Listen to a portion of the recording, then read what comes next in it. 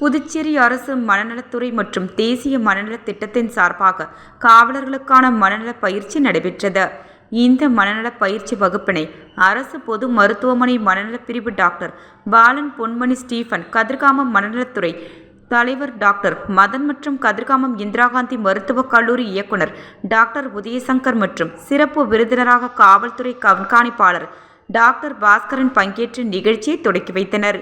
இந்த நிகழ்ச்சியில் காவலர்களுக்கு ஏற்படும் மனச்சோர்வு, மனப்பதட்டம், மன அழுத்தம் எவ்வாறு கையாள்வது மற்றும் தற்கொலை எவ்வாறு கண்டறிய தடுப்பது என்ற தலைப்பில் காவலர்களுக்கு பயிற்சி அளிக்கப்பட்டது.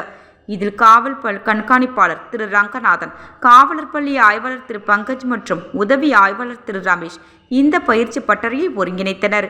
இதில் காவல்துறையினர் இருந்த 350 நபர்கள் கலந்து கொண்டு பயன்பெற்றனர். இந்நிகழ்ச்சியினை தேசிய மனநலத்திட்ட மனநல ஆலோசகர் திரு ராஜா மற்றும் மனநல ஊழியர்கள் நிகழ்ச்சியை ஒருங்கிணைந்து ஏற்பாடு செய்திருந்தனர்.